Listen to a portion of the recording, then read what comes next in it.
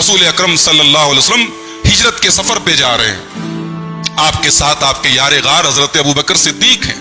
रसूल अकरम हजरत अली से कहते हैं कि ऐ अली, आज तुझे एक काम करना होगा। नम फी फिराशी व तसज्जा बेबुर्दी अल खुजरी। ऐ अली, आज तू मेरे बिस्तर पे सो जा और मेरी ये सबसे चादर है, हरे रंग की मेरी चादर है, ये चादर को तू ओढ़ लेना। और ऐ अली, फ़इन्नहु लन युखलिसा इलैका शैउन तकरहुहु मिन्हु। तू मेरी चादर ओढ़ लेना, तेरा कोई कुछ बिगाड़ नहीं पाएगा, ये मैं गारंटी तुझे देता हूं। रसूल अकरम ने एक हुक्म दिया, सैयदना अली मुर्तजा रज़ी अल्लाह तआला अन्हु फौरन तैयार हो गए। ये जानते हुए भी कि पूरा मक्का आज पागल कुत्तों की तरह, मक्के के सरदारान कुरैश रसूल अकरम सल्लल्लाहु अलैहि वसल्लम को और हजरत अबू बकर को कत्ल करने के फिराक में प्लानिंग बन चुकी है। ये इतना बड़ा रिस्क होने के बावजूद हजरत अली रज़ी अल्लाह तआला अन्हु ने रसूल के हुक्म पर कोई चूं चरा नहीं की। कहा, या रसूल अल्लाह, ठीक है, मैं आपके बिस्तर पे लेटने को, आपकी जगह लेटने को तैयार। रसूल अकरम हिजरत के सफर पे चले गए। इधर कुफ्फार कुरैश, उनके बड़े बड़े कबीले के जो मोटे मोटे पहलवान लोग थे, तलवारें लेकर के आपके दरवाजे पर खड़े हैं कि इधर अल्लाह के रसूल निकले, उधर काम तमाम कर दिया जाए। सुबह हो गई, रसूल अकरम उनकी तलवारों के झुरमुट पे से निकल गए, उनको पता नहीं चला। सुबह हो गई, उन्होंने जाके अंदर देखा हजरत अली रज़ी अल्लाह तआला अन्हु लेटे। दिमाग उनका खराब हो गया। बहरहाल उन्होंने हजरत अली को कोई अजियत नहीं दी, कोई तकलीफ नहीं दी। हजरत अली रज़ी अल्लाह तआला अन्हु ने अल्लाह के रसूल के हुक्म पर जो अमानतें अल्लाह के रसूल के पास रखी थी, वो अमानतें मक्का वालों को लौटाई। और 3 दिन के बाद हजरत अली अकेले हिजरत के सफर पे निकले। और आपको शायद ये जानकर के हैरत और ताज्जुब हो कि हजरत अली रज़ी अल्लाह तआला अन्हु ने मक्का से मदीना का 480 किलोमीटर का सफर पैदल तय किया। अकेले और पैदल, उस दौर के हालात में बड़ा मुश्किल मामला था, लेकिन हजरत अली रज़ी अल्लाह तआला अन्हु ने हिजरत का ये सफर पैदल तय किया। हजरत अली रज़ी अल्लाह तआला अन्हु की कुरान करीम पर बड़ी गहरी नजर थी। कुरान करीम की कौन सी आयत क्यों उतरी, किन हालात में उतरी, उसका बैकग्राउंड क्या है, उसका पसे मंजर क्या है, हजरत अली वाकिफ थे। चुनांचे तबकात इब्न साद की रिवायत है, सही रिवायत है। हजरत अली कहते हैं, वल्लाही मा नज़लत आयतुन इल्ला वक़द अलिमतु फीमा नज़लत व अयना नज़लत व अला मन नज़लत। अल्लाह की कसम, कुरान की कोई आयत ऐसी नहीं है जिसके बारे में मुझे ये ना पता हो कि ये आयत क्यों उतरी, कहां उतरी और किस पर उतरी। मुझे हर आयत के बारे में बेशक इस बात का इल्म है। इन्ना रब्बी वहब ली क़ल्बन अक़ूला व लिसानन सादिक़न नातिक़ा। अल्लाह तबारक व तआला ने मुझे ऐसा दिल दिया है जो समझदार है, और मुझे ऐसी जुबान दी है जो सच्ची है और सच बोलने वाली जुबान है। ये हजरत अली रज़ी अल्लाह तआला। हजरत अली बहुत बहादुर भी थे। ग़ज़वा बद्र में मुशरिकीन की तरफ से, पहले उस जमाने में जंग का एक अंदाज था कि पहले इंडिविजुअल जंग होती थी, एक एक आदमी आता था, इधर से एक इधर से एक, दोनों लड़ते थे, फिर उसके बाद इज्तिमाई जंग होती थी। मुशरिकीन की तरफ से 3 बड़े बड़े सरदार, उतबा, शैबा और वलीद बिन उतबा, ये तीनों आगे आए। मुसलमानों की तरफ से अंसार के 3 सहाबा आगे बढ़े। उन तीनों ने कहा, नहीं, ये हमारे जोड़ के नहीं है, ये हमारे मुकाबले के नहीं है, हमारे मुकाबले के हमारे खानदान के लोगों को भेजो, बनी हाशिम के लोगों को भेजो। रसूल अकरम सल्लल्लाहु अलैहि वसल्लम ने 3 लोगों का नाम पुकारा, कुम या हमजा, कुम या अली, कुम या उबैदा। ये तीनों बनी हाशिम के थे। आपने कहा, अली उठो, हमजा उठो, उबैदा इब्न हारिस उठो। और हजरत अली रज़ी अल्लाह तआला अन्हु ने अपने मुखालिफ का एक ही वार में काम तमाम कर दिया। अली रज़ी अल्लाह तआला अन्हु रसूल अकरम के साथ तमाम ग़ज़वात में शामिल रहे और साबित कदम रहे हर मौके पर। कभी मैदान छोड़ करके हजरत अली रज़ी अल्लाह तआला अन्हु नहीं फरार इख्तियार किया। उन्होंने, अल्लाह तबारक व तआला ने उनको शुजाअत और बहादुरी का वस्फ अता फरमाया था। ग़ज़वा बद्र के बाद रसूल अकरम ने अपनी सबसे लाडली बेटी सैयदा फातिमतुज़ ज़हरा रज़ी अल्लाह तआला अन्हा का निकाह हजरत अली से कराया। निकाह के वक्त हजरत अली फाइनेंशियली बहुत कमजोर थे, अपनी बीवी को महर में देने के लिए कुछ नहीं था। कहा, या रसूल अल्लाह, मैं महर में क्या दूंगा? रसूल अकरम ने फरमाया, ऐ अली, अय्न दिरउकल ख़ुतमिय्या, तुम्हारी ज़रा कहाँ है? जाओ ज़रा बेच के आओ। ज़रा बेच के आए तो उससे महर का इंतजाम किया और अपनी बेटी फातिमा के जहेज में, सही रिवायात हैं, रसूल अकरम सल्लल्लाहु अलैहि वसल्लम ने एक चादर दी और एक खजूरों की छाल का भरा तकिया दिया और एक मशकेज़ा दिया। یہ اپنی بیٹی کو, اپنی سب سے لاڈلی بیٹی کو رسول اکرم صلی اللہ علیہ وسلم, چونکہ رسول اکرم یہاں داماد بھی یعنی اپنی بیٹی کے والد بھی ہیں اور اپنے داماد کے گارجین بھی ہیں, تو یہ وہ جہیز نہیں جو ہمارے یہاں جہیز چلتا ہے. یہاں رسول اکرم نے جو دیا وہ ایک طریقے سے ایک باپ کی حیثیت سے اپنے بیٹے کو دیا. بھئی علی کے باپ کی حیثیت تھی جناب محمد رسول اللہ صلی اللہ علیہ وسلم کی. تو آپ نے وہاں پہ حدیث میں جو لفظ ہے جہزا, فاطمہ کے گھر کی تیاری میں رسول اکرم نے یہ سامان دیا. اب اسی جہزا سے جہیز نکل گیا, اب وہ جہیز لمبا چوڑا ہمارے یہاں بن گیا. بہرحال اس رسم و رواج کے اس بندھن نے آج ہمارے یہاں نکاح کے سسٹم کو بڑا مشکل کیا ہے. اس پر کنٹرول کرنے کی ضرورت ہے. اگر وہ جہیز ہمارے لیے نمونہ ہے بھی تو بڑا ہی سمپل وہ جہیز تھا. ایک معمولی سی چادر تھی, ایک معمولی سا تکیہ تھا, ایک مشکے سا تھا, یہی کل جہیز تھا حضرت فاطمہ رضی اللہ تعالی عنہا کا. نکاح کے بعد اچھا ایک بات اور غور کرنے کے قابل ہے. بھائی مکے میں حضرت ابو طلحہ انصاری جیسے کروڑ پتی لوگ بھی تھے, عبد الرحمن ابن عوف جیسے بزنس مین لوگ بھی تھے.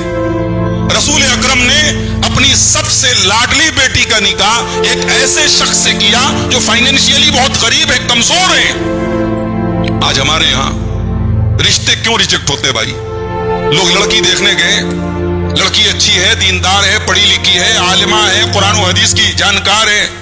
عورتیں گھر میں آ کے کہتی ہیں مکان اچھا نہیں تھا, ہم مکان کے معاملے میں کمپرومائز کرنے کے لیے تیار نہیں ہیں. لڑکا بہت اچھا ہے, کاروبار تھوڑا کمزور ہے, ہم کاروبار کے معاملے میں کمپرومائز کرنے کو تیار نہیں ہیں, ہم دین کے معاملے میں کمپرومائز کر لیتے ہیں.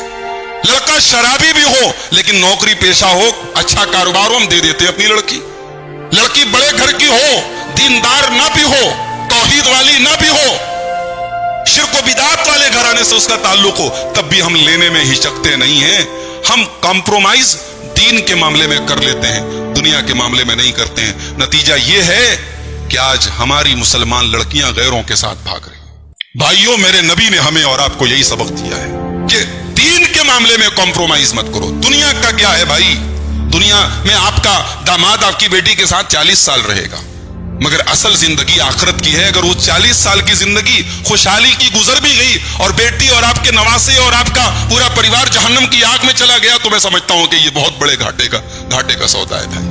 رسول اکرم نے یہ جاننے کے باوجود کہ میرے داماد کے پاس کوئی خاص بزنس نہیں ہے, کوئی خاص آمدنی نہیں ہے, اپنی سب سے لاڈلی بیٹی کا نکاح حضرت علی رضی اللہ تعالیٰ عنہ سے صرف اس لیے کیا کہ ان کا کیریکٹر بہت اونچا ہے, ان کی دینداری بہت مضبوط ہے, ان کا تقوی بہت مضبوط ہے.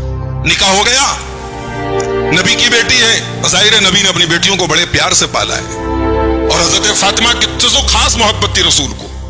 اما عائشہ کی روایت ہے بخاری کی, میں شاید پہلے ایپیسوڈ میں نے وہ حدیث بیان بھی کی ہے. اما عائشہ کہتی ہے کہ حضرت فاطمہ رضی اللہ تعالی عنہا رسول اکرم صلی اللہ علیہ وسلم کے پاس آتی تھی, رسول اکرم اپنی بیٹی کے استقبال میں کھڑے ہو جاتے تھے, اپنی بیٹی کا ماتھا چوم لیتے تھے, اپنی بیٹی کو اپنی سیٹ پر اپنی جگہ بٹھاتے تھے, اتنی محبت کرتے تھے اس بیٹی سے. وہ بیٹی سسرال جا کر کے چکی چلا رہی ہے. بخاری کی روایت ہے, 3705 نمبر کی روایت ہے.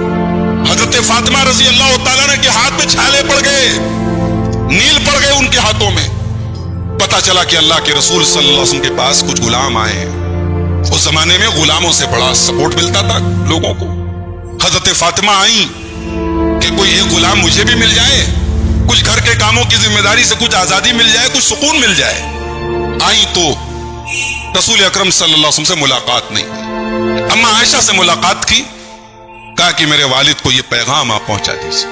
رسول اکرم گھر تشریف لائے, اما عائشہ رضی اللہ تعالیٰ عنہا نے پورا پیغام حضرت فاطمہ کا سنا دیا. بخاری کے الفاظ ہیں, اسی وقت اللہ کے رسول صلی اللہ علیہ وسلم اپنی بیٹی کے گھر پہنچے. حضرت علی رضی اللہ تعالیٰ عنہ حدیث کے راوی یہ کہتے ہیں کہ ہم دونوں میاں بیوی بستر پہ لیٹ چکے تھے. رسول اکرم صلی اللہ علیہ وسلم آئے اور ہمارے بستر پہ بیٹھ گئے. ہم اٹھنے لگے, رسول نے کہا نہیں بیٹھے رہو, لیٹے رہو. اس کے بعد آپ نے بڑے پیار سے اپنے داماد اور اپنی بیٹی کو مخاطب کر کے کہا, اے میرے داماد علی, اے میری بیٹی فاطمہ, میرے پاس اتنی طاقت نہیں ہے کہ میں تم کو ایک غلام دے سکوں, ایک خادم دے سکوں. مسند احمد کے اندر یہ الفاظ ہیں کہ آپ نے حضرت فاطمہ سے کہا کہ اے فاطمہ, غلام ضرور میرے پاس آئے ہیں, مگر میرے وہ صحابہ जो मस्जिद नबवी के चबूतरे पर बैठ करके कुरान और हदीस की तालीम सीखते हैं, जो इतने भूखे रहते हैं कि उनके पेट के अंदर निशान पड़ गए हैं, उनका पेट दोहरा गया है, उनका पेट मुड़ गया है।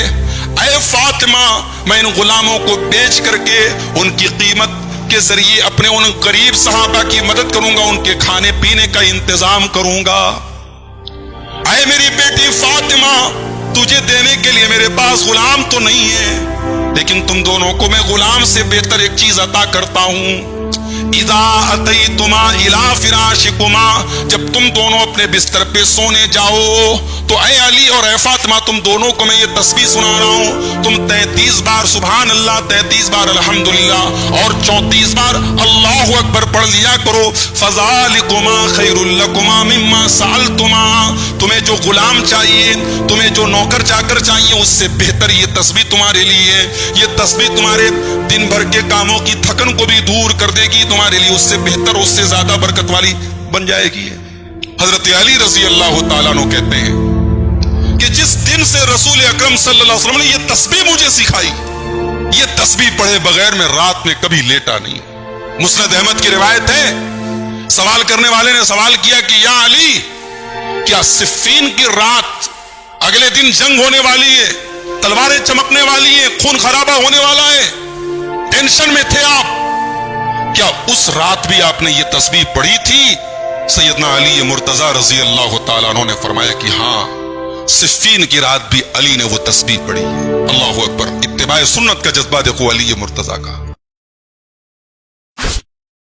एक इंसान दुनिया में सबका प्यारा है, उसके बच्चे उससे बहुत प्यार करते हैं, उसकी बीवी उसको बहुत चाहती है, उसके मोहल्ले वाले, उसके गांव वाले उसकी बड़ी कदर करते हैं, मगर जिस दिन उस इंसान की मौत आती है, जिस दिन वो मरता है, उससे इतनी मोहब्बत होने के बावजूद उसकी लाश को कोई घर में रखता है। आइए पहले देखते हैं रसूल पाक का घर कैसा है। अल्लाह, बड़ा मामूली सा घर है, आज की तरह बहुत शानदार नहीं है, उसमें डेकोरेशन नहीं है, उसमें सजावट के आइटम्स नहीं है, दुनिया की तरक्की के सामान नहीं, छोटा सा घर है। खजूर की लकड़ी के तनों का पिलर बनाया गया है। उम्मत का एक बड़ा तबका आज शिकम परवर और पेटू किस्म के आमिलों के चक्कर में और मुल्लाओं के चक्कर में आज अपने दीन और ईमान का सौदा कर रहा है, और तावीज़ और गंडे के इस्तेमाल के जरिए अपनी तौहीद और अपने ईमान का जनाजा निकाल रहा है। एक बेहतरीन बीवी की क्वालिटी क्या है? अगर कोई आपसे पूछे कि एक बेहतरीन बीवी कैसी होती है, क्या जवाब देंगे आप? अल्लाह के नबी सल्लल्लाहु अलैहि वसल्लम से सवाल किया गया। सुनने नसई की रिवायतें, सही रिवायतें, हदीस का नंबर है 3231 3231। पूछा गया है अल्लाह के नबी, अय्युन निसाई खैर, सबसे बेहतरीन औरत कौन सी है? अल्लाह ने फरमाया सूरह आल इमरान